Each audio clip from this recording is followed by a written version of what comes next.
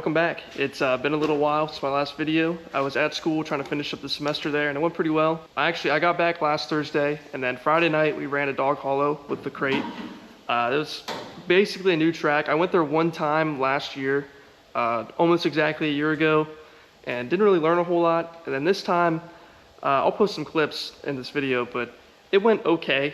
The heat race felt really good, but we went out, didn't really know what we had, and then made probably a few too many changes for our feature, and the track changed a whole lot, and I just couldn't get used to the car under me.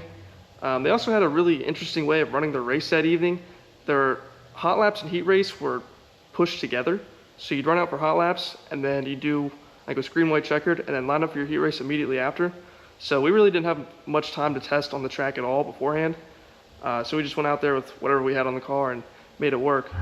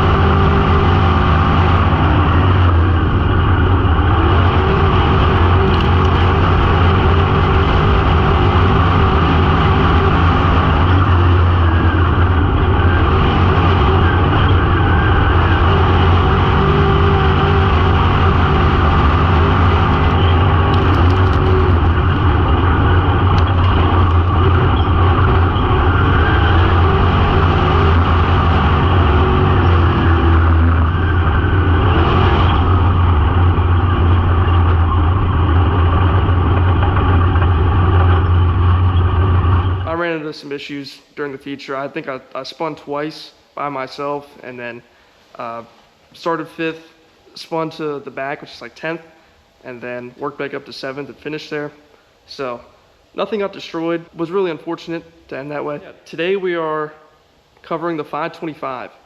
So we got our 525 in Tuesday of this week, and then yesterday and today we got it put in, installed, and we just ran it for our first time.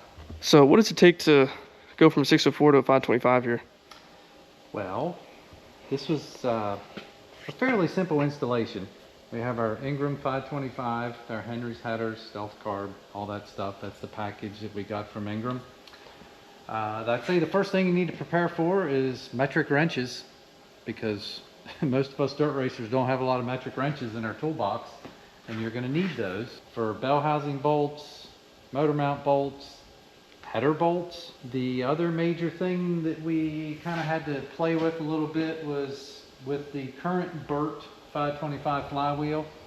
We had to shim that back at least a good, we'll put it at 100 thousandths to get nice tight clearance to our idler so we don't have issues with starting. That seemed to work out good. And also we run the Sweet and Waterman bell mounted pump, and we had to shorten our spacers up about 3/4 of an inch, if not 7/8 of an inch. So we had to make some new spacers to get all that moved forward so it'd line up with the crank pulley. But once we got all that to work, that all worked out fairly well. As far as the wiring, which when you get the motor, it looks kind of scary because you got all these harnesses and coil packs and crank sensor, cam sensor, and your MSD box. But really, when it gets down to it, we were able to pull the 6-pack off of our old ignition system, spliced in the power, the ground, power, the gray wires, your tax signal, and here's our ground for the ignition box. And this one we got bugged off here is for your electric fuel pump, which obviously we're not going to use. Other than that, it actually went fairly smooth. We did have to modify, this is an older rocket car that we kind of did some XR1 updates, but we did run in a little bit of header clearance over here, so we remade a bar at the footwell. And but I don't anticipate that being an issue on some of the newer cars. We got to tidy up some lines and adjust on a few pressures and everything, but so far we've added a little bit cooling system. We're running a 6-blade fan on this one where we don't run that much on our 604s. And we're going to have to play with fuel pressure a little bit because our RPM range is a little different too. So other than that, from a 604 to a 525 was a fairly smooth changeover, except for the metric part. Yeah, it sucks. Also, be prepared to bring a laptop to the racetrack with you, because you can plug it right into this MSD box and change all your timing, which is new to us. But did we cover fan shroud deal here? No, we didn't. That might not be a problem for everyone, but we did have to redo our fan shroud so we can get to the primer. The crank mounted oil pump on an LS style motor is not optimum. So you want to prime it every time before you start it to keep from having bearing issues. So would you say for someone that's going right from a 604 trying to bump up to limiteds, or even 602 to limiteds, pretty solid deal? Yes, I would say so. Yeah, because once we got all of our car specific things figured out, we dropped it in, and on first startup everything worked fine, it seemed like.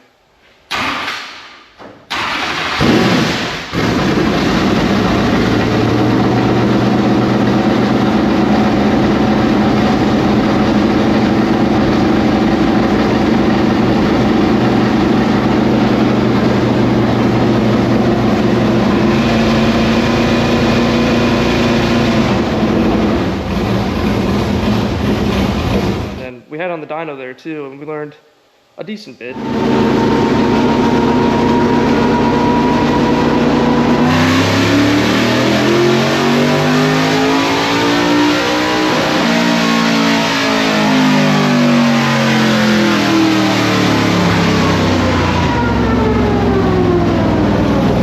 Definitely making more power. It'll be a It's making more power, yeah. The 525s have won plenty of races in our region and all over. I know a lot of guys use them down south towards, well, the Carolinas, the Blue Ridge Outlaws. A couple guys use them there. We'll see how it works out tomorrow. We're going to take both cars to Hagerstown. I actually run 2 limiteds this time.